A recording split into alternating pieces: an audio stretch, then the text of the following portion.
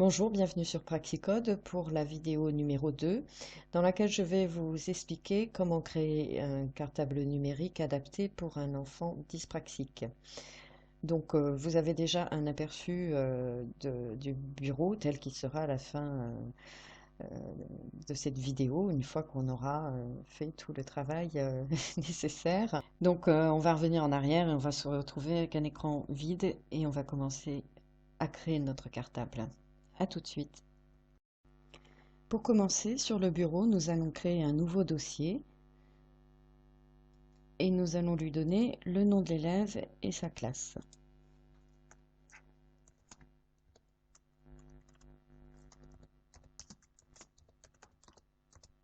Donc moi, je réalise un cartable numérique pour un élève de 4e. On va ouvrir ce dossier et créer un autre dossier à l'intérieur, un autre nouveau dossier. Voilà, on ne le nomme pas, on ne fait rien d'autre. On referme et ça, on va le mettre de côté. On va tout de suite créer un nouveau dossier que l'on va appeler dossier icône.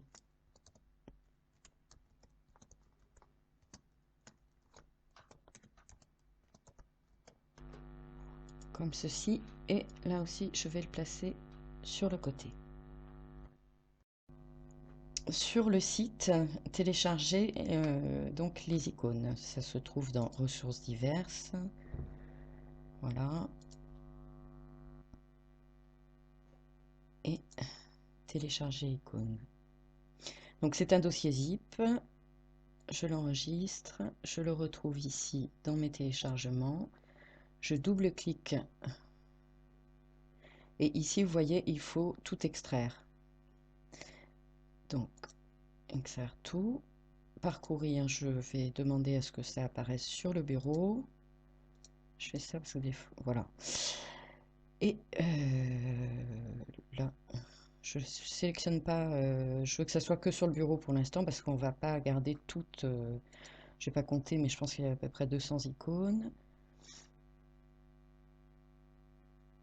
Alors, en préparant cette vidéo, je me suis rendu compte que j'avais fait une erreur d'organisation dans les icônes, ce qui va nous obliger à faire une petite manipulation de plus. Je suis désolée, je modifierai ça peut-être en septembre à la rentrée. Bon, c'est pas... Donc là, je n'ai plus besoin. Voilà, donc les dossiers icônes apparaissent sur le bureau.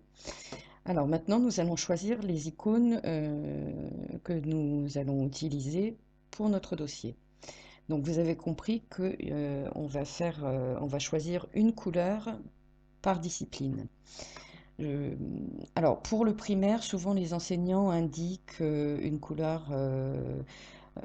Alors pour les autres élèves, ça sera la couleur du protège-cahier par exemple, donc pour la grammaire ou le français en général, ça sera rouge, en maths, ça sera bleu, en histoire géo, ça peut être vert. Donc là, vous reprenez les codes couleurs de l'enseignant.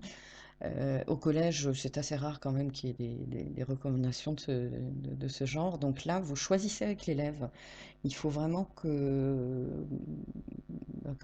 ça lui parle. Alors, il y a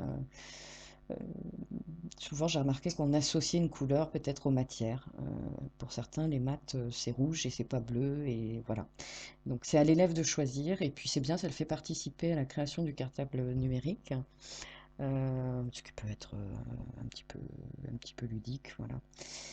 Donc, nous allons glisser les icônes, celles que nous utiliserons dans ce dossier. Alors, je vais commencer par l'anglais. Alors, moi, j'ai déjà certains codes. Alors, la petite manipulation supplémentaire, c'est que, en fait, dans tous les dossiers, j'ai des icônes avec des noms 1, 2, 3.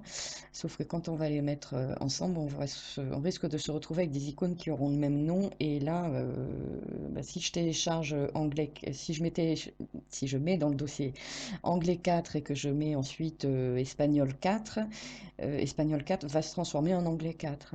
Donc, c'est un peu bête, je n'avais pas anticipé ce problème, donc on va devoir renommer les icônes que l'on choisit. Donc clic droit sur l'icône et là je vais faire, alors moi je vous propose de renommer en ainsi. Anglais, ok.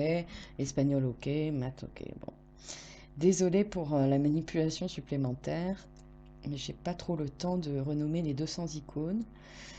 Alors, donc là, je fais glisser, ensuite je clique droit, je clique un clic normal et je fais glisser dans mon dossier.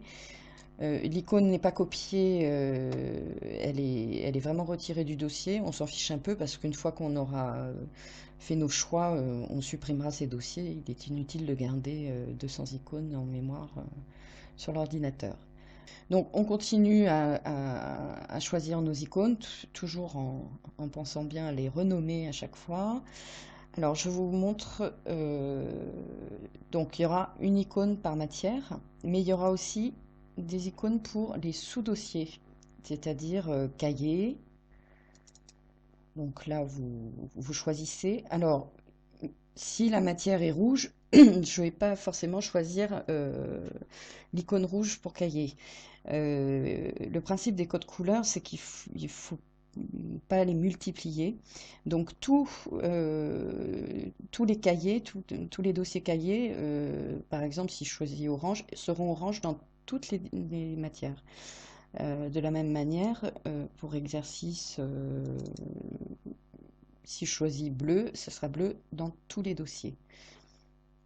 Je vais prendre le temps juste de vous montrer quelques icônes un peu particulières, notamment pour le primaire. En français, souvent les enseignants veulent un cahier séparé pour la conjugaison, la grammaire, les dictées ou l'orthographe. Donc j'ai créé des icônes. Donc dans ce cas-là, vous créez un dossier général français. À l'intérieur, vous créez des dossiers conjugaison, grammaire.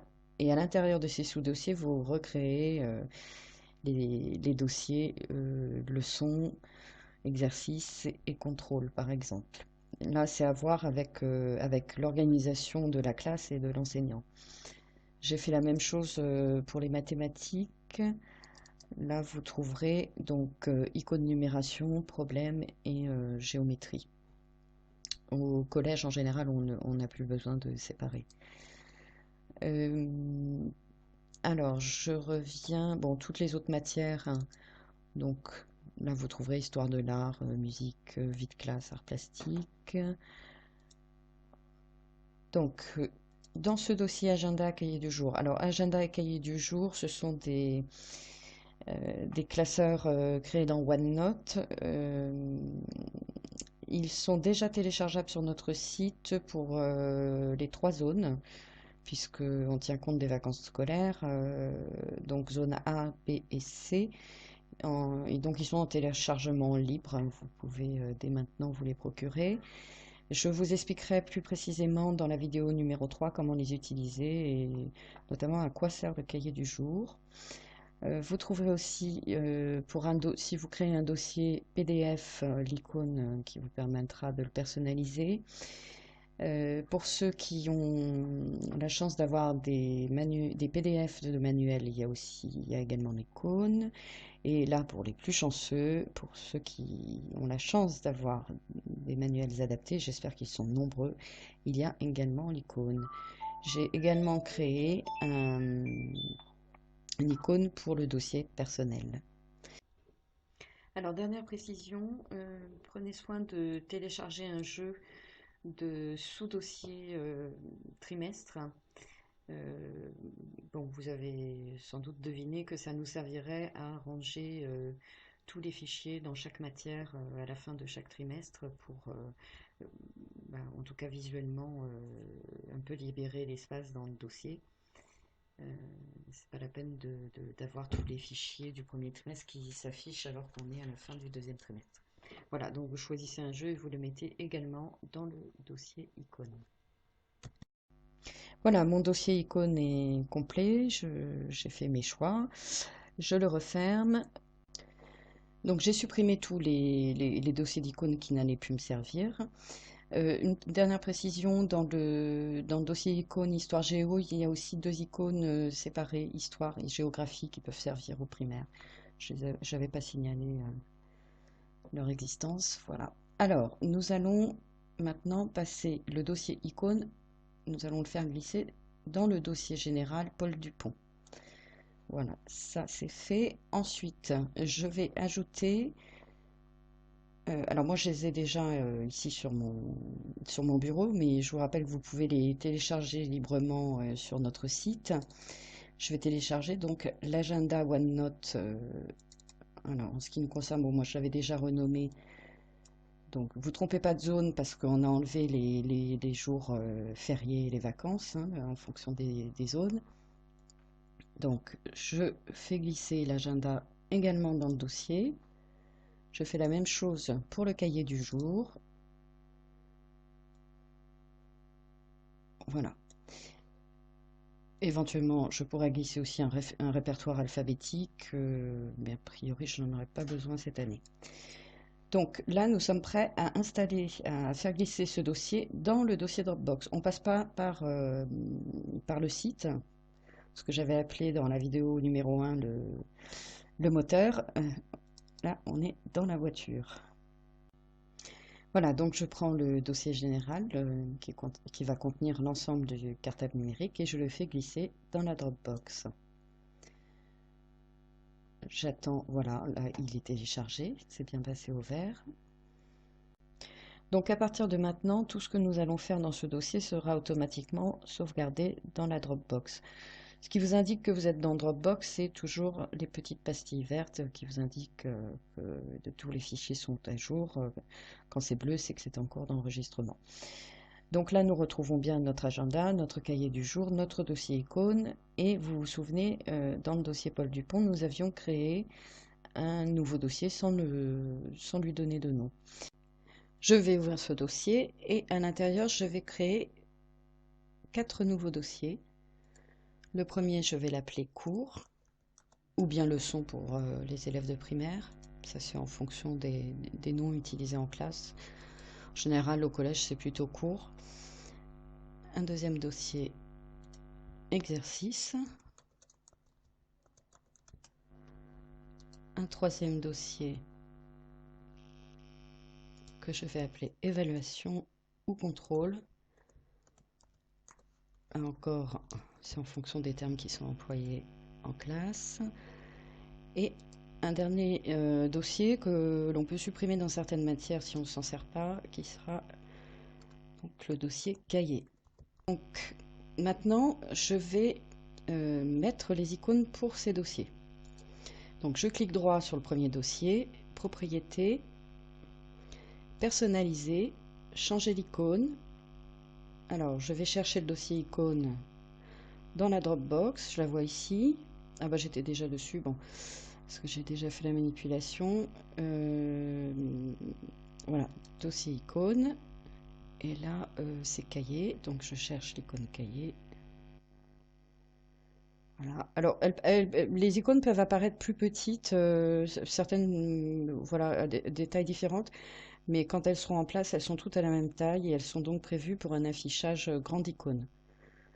L'idée étant d'obtenir un confort visuel. Alors, ouvrir. OK. J'applique. OK à nouveau. Voilà. Et je fais la même chose pour tous les dossiers. Personnaliser. Change l'icône. Parcourir. Là, je suis tout de suite... alors, je cherche l'onglet court, l'icône court. Voilà. OK. Appliquer. OK. Alors, il arrive parfois que les icônes n'apparaissent pas. Dans ce cas-là, vous cliquez dans une partie où il n'y a rien, dans la fenêtre, et vous faites actualiser et ça apparaîtra.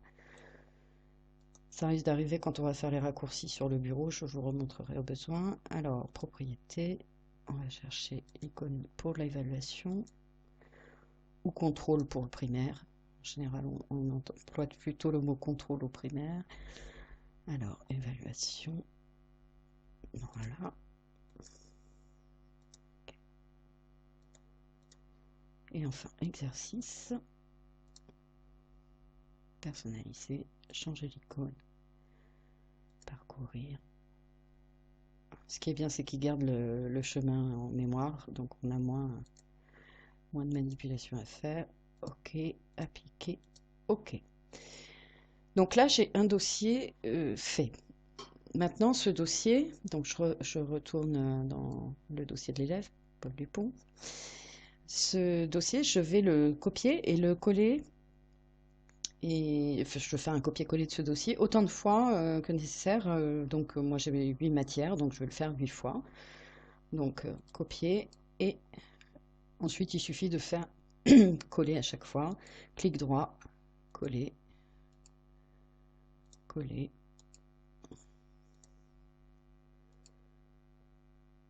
coller.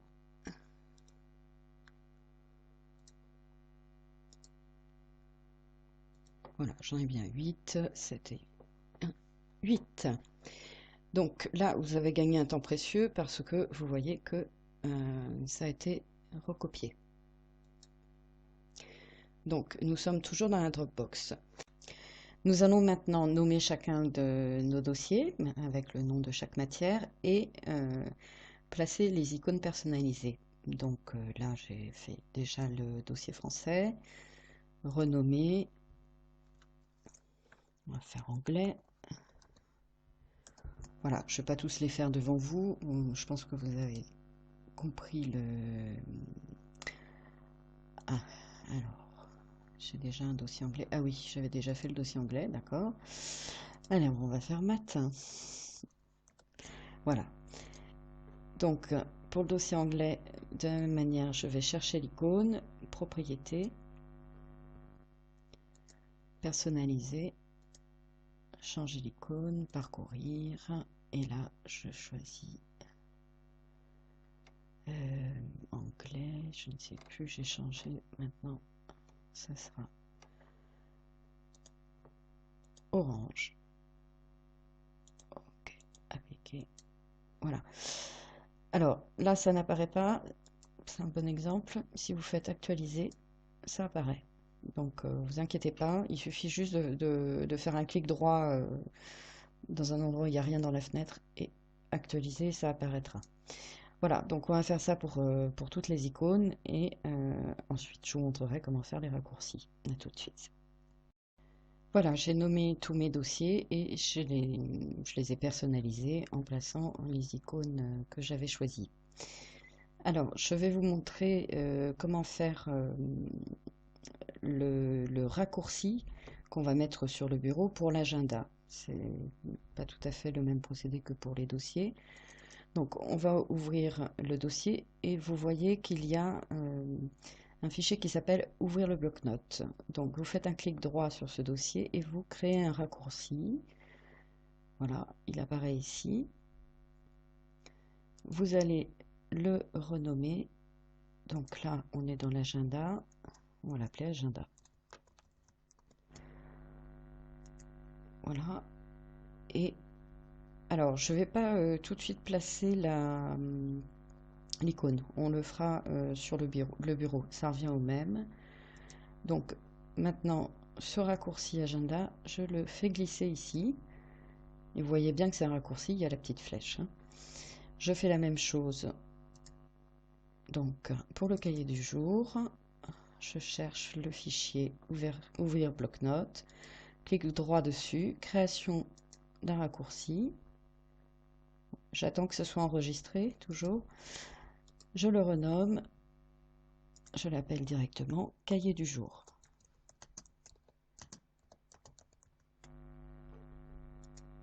Voilà, et de la même manière, je vais le faire glisser sur le bureau. Et seulement, je vais chercher les icônes parce que je suis pas sûre que ça marche si on le fait dans la Dropbox. Si ça se trouve, ça fonctionne, j'ai pas testé. Alors, donc, propriété, changer l'icône, ça apparaît directement ici. Je vais dans ma Dropbox, ah bah je suis dedans déjà. Donc là, je crois que c'est le cahier du jour, j'ai commencé. Voilà, cahier du jour. Ok. Appliquer. Ok. Voilà. Je fais la même chose pour l'agenda. Propriété. Changer l'icône. Parcourir. Agenda. Hop, hop, voilà. Bon, en général, on est assez content quand on a fini quand même, hein. Alors, voilà, ça c'était pour donc les deux fichiers OneNote, l'agenda et le cahier du jour. Je retourne dans Paul Dupont. Et là, maintenant, je vais créer les raccourcis pour chacune des matières. Donc, je clique sur Anglais, clic droit, créer un raccourci. J'attends qu'il soit bien. Voilà. Et là, je le fais glisser. Alors, on n'a pas besoin qu'il soit intitulé Anglais raccourci, donc voilà, je renomme. Il suffit d'effacer raccourci. Et donc, on va faire ça pour chaque matière. Donc, clic droit, créer un raccourci. On attend bien que la pastille soit verte. Voilà. Et on n'a plus qu'à faire glisser sur le bureau. Ne vous trompez pas, ne faites pas glisser le dossier qui n'est pas en raccourci. Il faut vraiment faire attention. Il faut qu'il y ait la petite flèche. Et là, je renomme. Voilà, donc vous faites ça pour toutes les matières.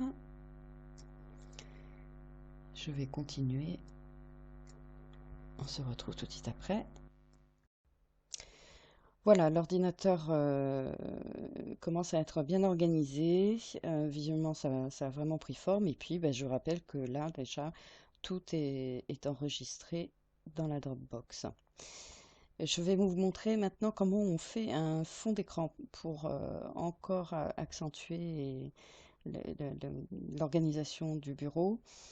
C'est très simple. Alors juste une petite précision. Moi, je ne mets pratiquement aucun raccourci d'application sur le bureau. Je place, voilà, toutes les applications, elles sont, enfin, nécessaires en classe. Elles sont accessibles par la barre des tâches.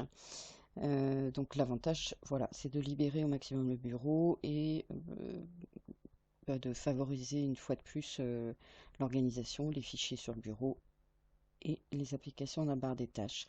Cela étant, pour certains enfants, ça peut être un peu petit. Il faut tester avec lui. Dans ce cas-là, on fait un raccourci de chaque application nécessaire et par exemple, on va mettre toutes les icônes pour toutes les matières ici et de l'autre côté les applications pour qu'il n'y ait pas de confusion. Donc, en fonction de votre organisation, vous ferez un fond d'écran qui sera un peu différent. Voilà. Alors, première chose à faire pour pouvoir faire un fond d'écran, vous faites un clic droit sur votre bureau et vous allez dans les options graphiques et là, dans résolution. Et vous voyez ici la résolution de l'écran que j'utilise, c'est 120 1080. Donc, vous voyez votre résolution et c'est la dimension que vous allez donner. On va le faire dans Paint. Je vous montre tout de suite. Donc moi, voilà, j'ai noté. Donc j'ouvre Paint et tout de suite, je vais redimensionner. Donc là, on est en pourcentage, je clique sur Pixel et je vais taper en haut. Donc 1920. Donc on se base sur la résolution de l'écran pour réaliser. Alors le deuxième chiffre, il arrivera automatiquement. C'est proportionnel, hein. De toute façon, c'est vraiment la taille de votre écran. Voilà, alors je vais un peu regarder parce qu'il faut que je mette de la couleur partout. Très bien. Donc je commence par faire le fond de base. Alors l'idée c'est quand même d'arriver à faire un contraste assez intéressant. Donc on va éviter le rouge. En plus visuellement ça peut être assez fatigant. Donc plutôt des couleurs pastel. Vous pouvez en choisir puisque là le choix est relativement restreint. Euh, donc, voilà. Allez, je vais choisir du bleu comme ça.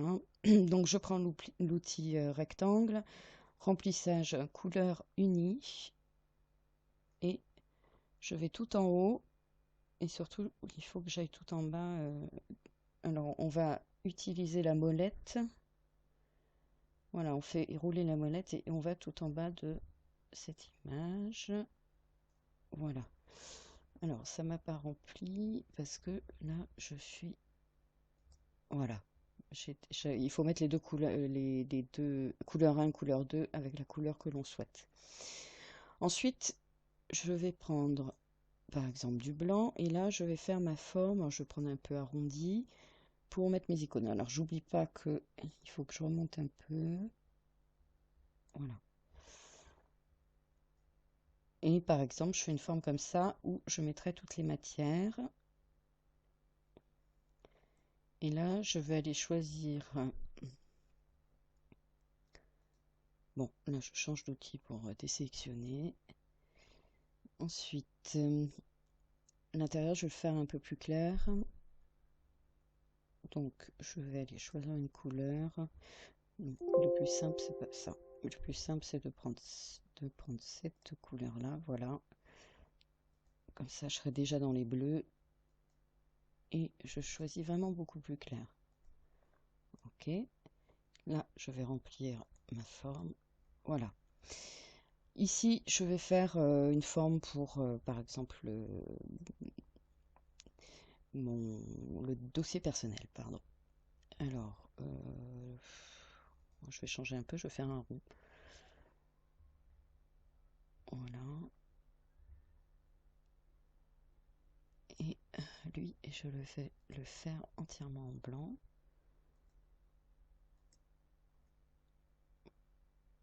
Bon, je passe par là, c'est l'outil remplissage.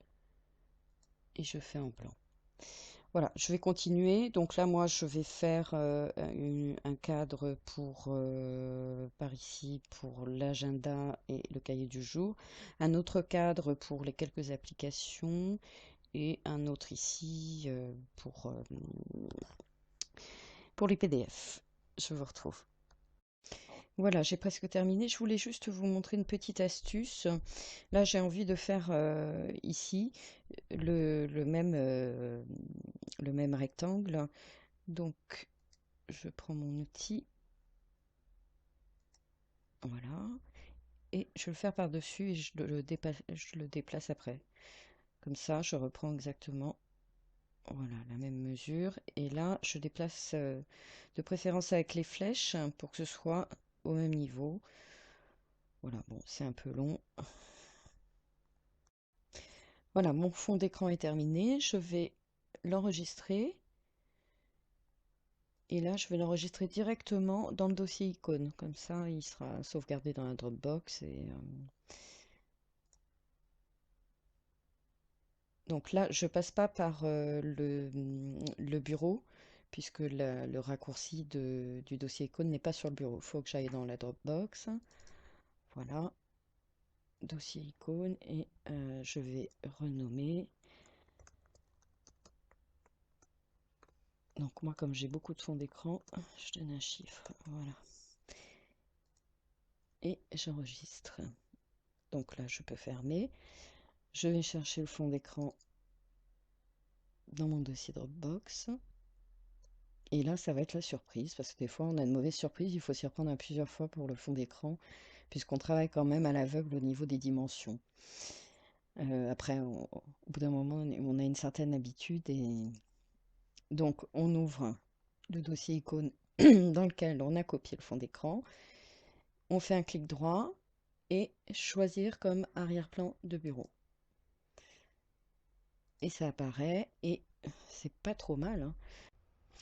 Alors maintenant, comment enregistrer les fichiers à l'intérieur? Il y a plusieurs méthodes, il n'y en a pas une qui est meilleure que l'autre. Là, c'est aussi à l'enfant de petit à petit. Alors, il peut voir avec son ergothérapeute, hein, ça peut être l'objet d'un apprentissage, en même temps que le clavier caché, par exemple, apprendre à l'enfant les différentes façons pour enregistrer. Pour les plus jeunes, on peut voilà, faire par exemple créer un document Word qu'on va appeler modèle. Et dès que l'élève a besoin d'utiliser Word, il va cliquer sur ce fichier. Et surtout, il faut lui donner ce réflexe, hein. Ça, c'est très très important dès le début, le plus tôt possible, d'enregistrer immédiatement son document. même avant d'avoir tapé quoi que ce soit à l'intérieur. Donc enregistrer sous, parcourir, et là, bon, il va sur le bureau, voilà. Toujours, il pose son cahier sur le bureau. On peut utiliser des images un peu différentes, enfin, des termes un peu différents de ceux de l'informatique pour faire comprendre les choses. Lui dire que bon, il faut qu'il crée son cahier et qu'il le pose sur son bureau, par exemple. Alors on va imaginer que c'est un exercice de maths qui est, voilà, on est. Alors moi, en général, je demande qu'il y ait toujours la date en premier.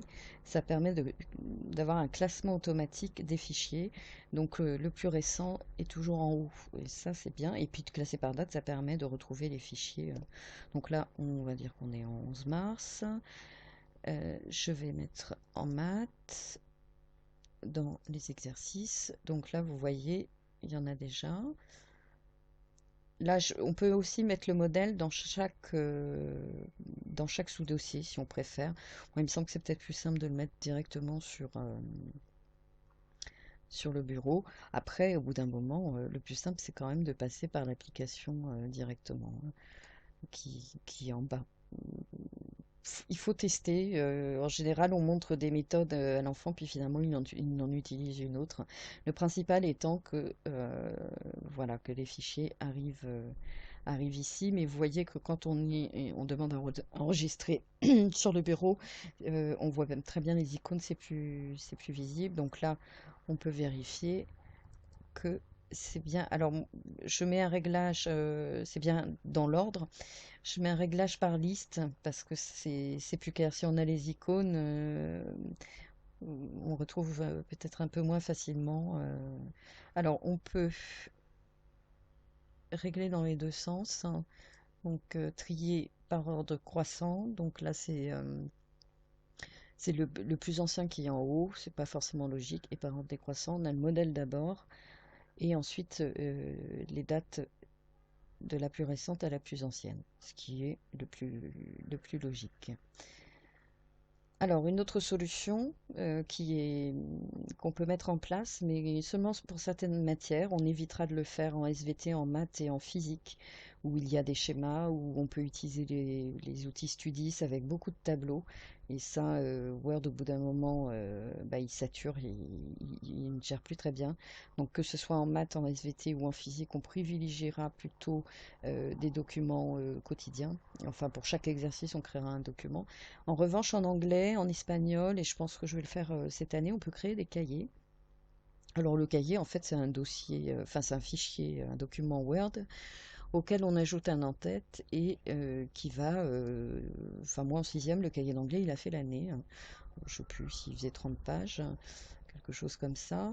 Euh, alors bon, l'avantage de sauvegarder dans Dropbox, c'est que même si il y a une mauvaise manœuvre, ce ne sera pas perdu. Alors là, donc je suis sur l'entête que j'ai créée. Je suis avec la dernière version de Word et malheureusement la numérotation de page est devenue plus compliquée qu'avec l'ancienne version. J'ai découvert ça tout à l'heure. Donc on se retrouve avec des champs et j'ai pas encore vraiment trouvé la solution, sauf faire un clic droit et basculer des codes champs. Alors il doit y avoir une astuce, je vous la donnerai sur la page Facebook de Praxicode. Là, j'ai pas eu le temps de la chercher. Je veux surtout vous montrer, bon voilà l'idée. Alors pour chaque cahier, je reprends la couleur de la matière. Donc nous, anglais, c'était orange. Le nom de l'élève, sa classe. Et comme ça, on peut imprimer une page du cahier sans imprimer tout le cahier. Et c'est l'avantage de cette numérotation. On sait vraiment où on en est. Si on veut imprimer la page 2 sur les 4 pages, voilà. Euh, c'est assez pertinent. Et donc, on ferme l'entête ici. La création d'entête, c'est assez simple, hein. C'est dans Insérer, voilà, en-tête. Et on peut choisir. Alors, ça sera simple dans Windows 13. Dans Word 13, pardon, mais dans le dernier Word, là, c'est un petit peu plus compliqué. Je vous donne le truc parce que là, j'y ai passé un petit peu de temps. Il faut mettre la numérotation de page et ensuite taper avant. Mais bon, je suppose que j'y reviendrai pour quand j'aurai trouvé la solution. Euh, Parce que quand je ferme, je perds à nouveau la numérotation, ce qui est évidemment pas du tout pratique. Alors, bon, là, je n'enregistre pas. Je voulais vous montrer une petite chose aussi. Vous pouvez régler les boutons de l'ordinateur. Ça peut être assez intéressant. C'est dans Paramètres. Vous allez dans Alimentation. Et là, alimentation et mise en veille. Alors moi, la mise en veille, je mets qu'une heure pour que là, il n'y ait pas une mise en veille intempestive. Euh, Là, c'est à vous de voir en fonction aussi de la batterie de l'ordinateur. Si c'est pas une batterie très performante, il vaut mieux qu'il y ait une possibilité de mise en veille. Et donc, en bas, paramètres associés, paramètres d'alimentation supplémentaire, vous cliquez. Et on peut choisir l'action, ce qui se passe quand on ferme le capot de l'ordinateur. Donc on peut même choisir, voilà, que ça le mette en veille prolongée ou que ça l'arrête. Alors pour un collégien qui change de classe toutes les heures par exemple, on peut choisir de le mettre en veille prolongée, comme ça, bon, le temps du changement de classe ordinateur ne risque rien et il suffit d'ouvrir le capot pour qu'il se remette en marche assez vite. Ou sinon, enfin moi j'ai réglé en tout cas l'interrupteur de marche-arrêt comme un interrupteur. C'est-à-dire qu'il suffit d'appuyer dessus pour que l'ordinateur s'éteigne et qu'il s'allume. Voilà, un petit réglage possible qui peut être intéressant quand on doit se déplacer euh, de nombreuses reprises dans la journée avec son ordinateur.